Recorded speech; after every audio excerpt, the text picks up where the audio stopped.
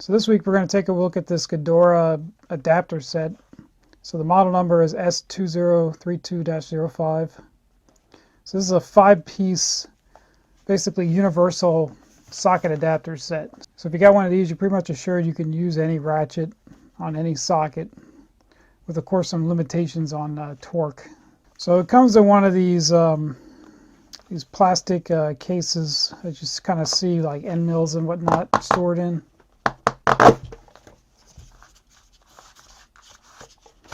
But I do like how they left it as a translucent color so you can more easily see what's in there. Then it has this piece of custom foam cut out for all of the bits. And boy, they really came close on this edge right here.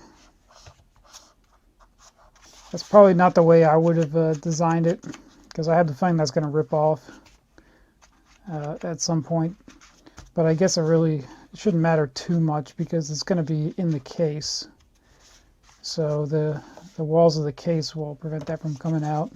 But you see we got a 3/4 to 1/2, and then we got a 1/2 to 3/8.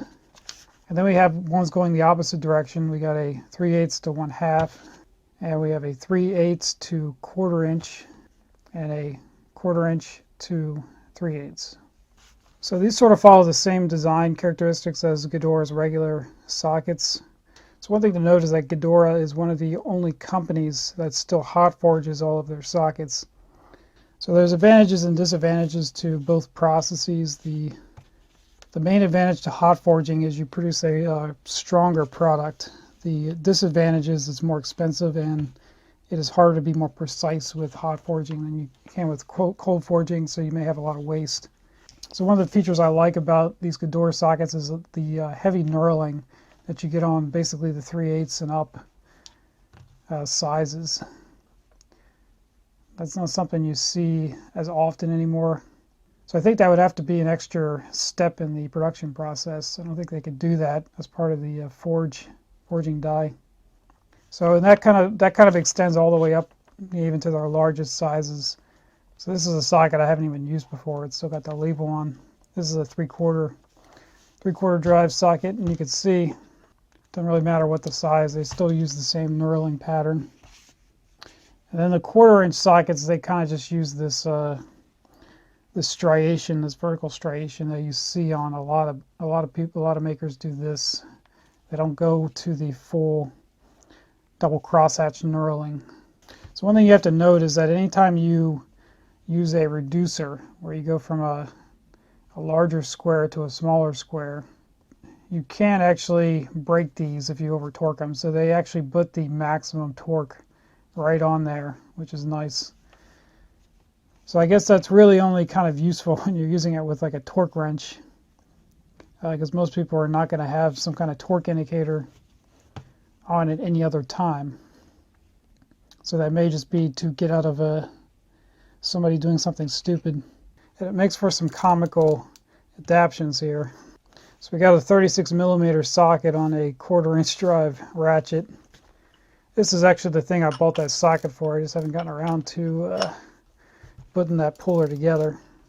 If you really need to drive something and all you had was a 1/4 inch ratchet, but you had all the sockets, and this would definitely do the job.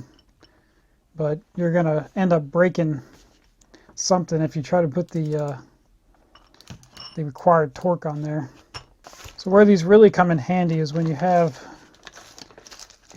situations where you don't need a lot of torque, like trying to drive these brass plugs in, and the only set you have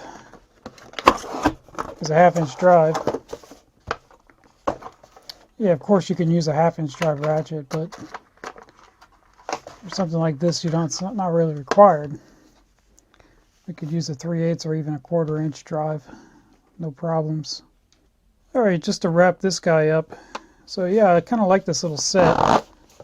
I got very few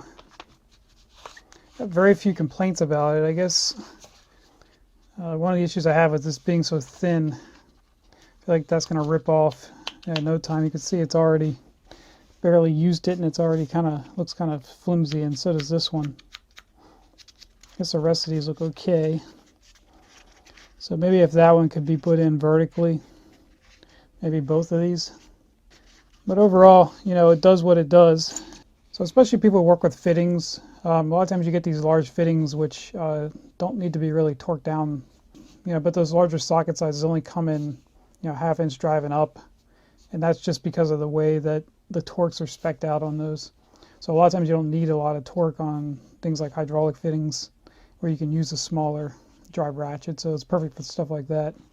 The only other complaint I had, when you got to break this label to get this off, and you know, if somebody has this in a shop and they see this and like, hey, what's the part number on that? If you throw this label away, or if you just throw this piece away, you know, you kind of lose the part number. So I just kind of threw that on here right now just so I remember it in case anybody asks me what the part number of this is. So it may be beneficial just to put that entire label and then just use a piece of tape or something to seal it instead of using the label. All right, well, I think that's going to wrap it up for this one. Hopefully you guys enjoyed that, and I'll catch you guys next time.